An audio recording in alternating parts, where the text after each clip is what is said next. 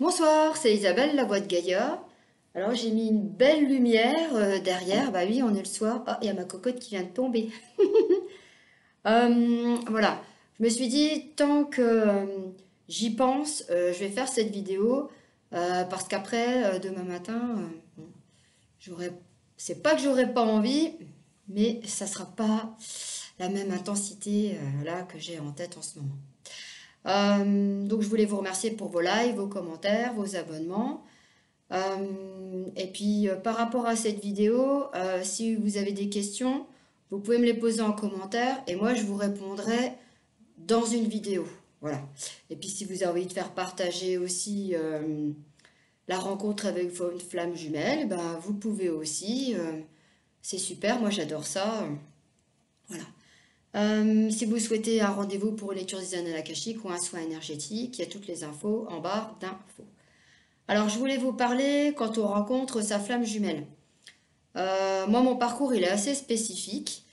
Donc, je vais vous expliquer comment on s'est rencontrés et le pourquoi du comment.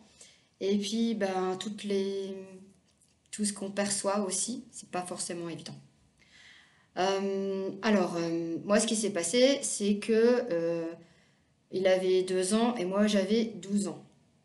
Donc, on était chez des amis communs. On parle pas la même langue. Quand il est arrivé, en fait, si je me souviens bien par rapport à ce que je vais vous expliquer, il a caressé ma joue et il avait tout de suite envie d'être dans mes bras. C'est ben, son regard, son sourire. Alors, bien sûr, vous allez me dire, on a 10 ans d'écart. Oui, mais c'était, en fait, j'avais l'impression comme si que, ça me fait bizarre de dire ça, mais un peu comme si que j'étais en fait, sa maman, mais j'étais pas sa maman. En fait, il y avait une reconnaissance d'âme à âme. En fait, bah, comme un déjà vu. Voilà, c'est ça. Euh, et en fait, quand il jouait, j'étais là.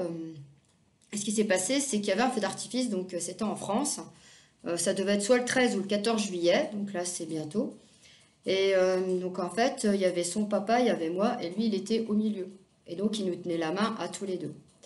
Et quand ils sont repartis, ça a été un déchirement pour lui. Et moi, je me suis sentie comme si il y avait une partie de moi qui s'en allait. Euh, Après, j'ai pensé à lui, mais après, j'ai fait ma vie d'ado, forcément. Quelques années ont passé, j'ai déménagé dans un autre pays. Et dans ce pays-là, pardon, on avait la possibilité d'aller dans un endroit où il y avait des avions de chasse qui décollaient à l'Égypte tous les 5-6 minutes. Donc c'était vraiment dans un endroit où seules certaines personnes avaient le droit et avaient accès. Ce qui s'est passé, c'est qu'on s'est retrouvés dans le même rayon dans un magasin, dos à dos. Il y avait juste le rayon qui nous séparait.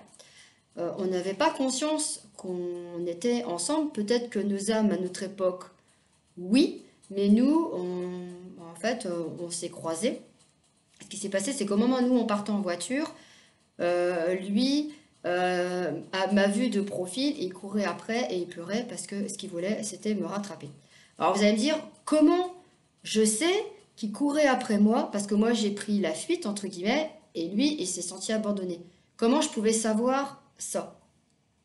Alors ce qui se passe, c'est que j'ai été dans le déni euh, pendant à peu près plus de 30 ans. Et à peu près en début d'année, à peu près, après la Saint-Valentin, je crois, entre février et mars, étant donné que je suis dans la spiritualité, un soir, bah, les guides ils m'ont montré quand on s'est rencontrés et ce qui s'est passé. Donc voilà, j'ai appris au fur et à mesure du temps comment, voilà, parce qu'on s'est rencontrés plusieurs fois, on s'est même frôlé en étant adulte à Paris, mais c'était un frôlement, mais c'était comme si que c'était deux plumes qui passaient l'une à côté de l'autre, c'était très très doux, très furtif, et aussi c'était au Louvre.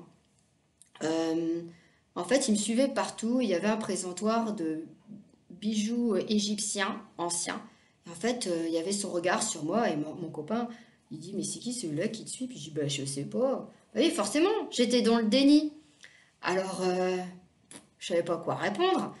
Euh, Donc du coup, ce qui s'est passé, c'est que même si j'avais les infos qu'on m'a données en début d'année, pour vous faire la vidéo, j'ai canalisé l'âme de mon jumeau et j'ai demandé l'autorisation à mes guides et eux, ils m'ont expliqué avec plus d'intensité vraiment ces ressentis. Parce que ce que je vous parle, quand on se regarde au niveau de son sourire, quand je le prenais dans mes bras, la douceur, la reconnaissance d'un âme, quand ils m'ont montré les visions, forcément j'ai pleuré parce que ben, j'étais contente de les voir et puis ben, au fond de moi je le savais. Mais là c'était vraiment, je voulais vraiment, comme je vous disais, avoir vraiment toute l'intensité et toutes les infos que je n'avais pas eues dans les premières visions.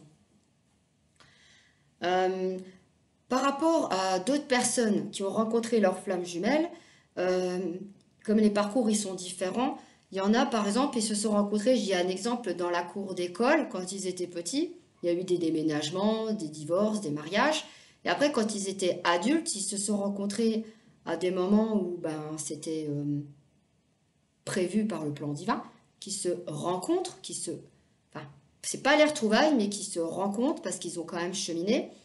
Et les deux peuvent se souvenir ben, de leur toute première rencontre quand ils étaient enfants, ou par exemple, il y en a un qui s'en souvient et l'autre pas.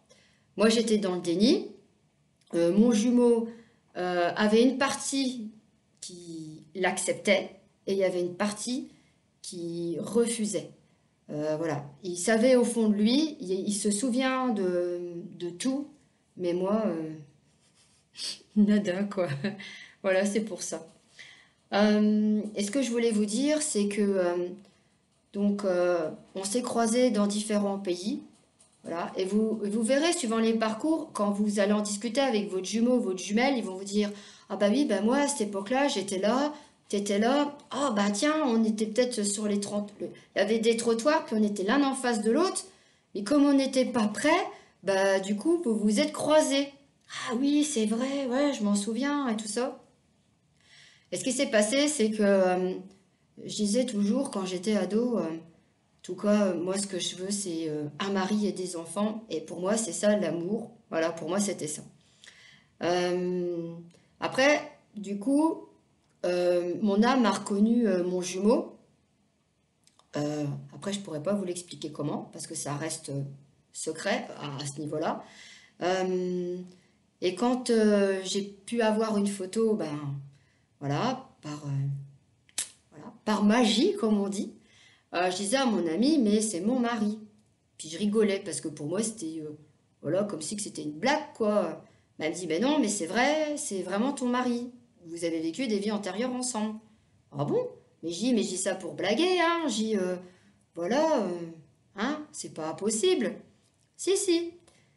Et en fait, du coup, quand je regarde au fond de lui, en tant qu'adulte, parce que on correspond quand même maintenant, quand je regarde au fond de son regard et quand je plonge en lui, voilà, je sais que c'est lui.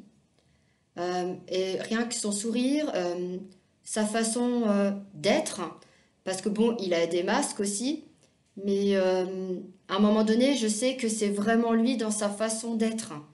Il y a une partie où quand il a son masque, mais au fond de lui, je sais comment il est dans sa façon d'être.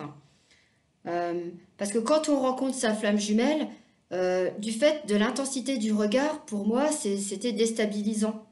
Parce que c'est un bel homme, même si peut-être qu'il ne le sait pas. Mais pour moi, c'est déstabilisant, mais en même temps, c'est beau en même temps. C'est ça que je voulais vous dire. Et quand on se rencontre, en fait, on n'a pas besoin de parler, hein, la barrière de la langue, hein, on s'en fout, hein, c'est fluide. Et l'énergie, elle est forte. Parce que moi, j'ai un ami qui a des similitudes avec mon jumeau. Et quand on s'est rencontrés, l'énergie, elle était tellement forte qu'on aurait dit que ça faisait comme un choc violent, que c'était frontal.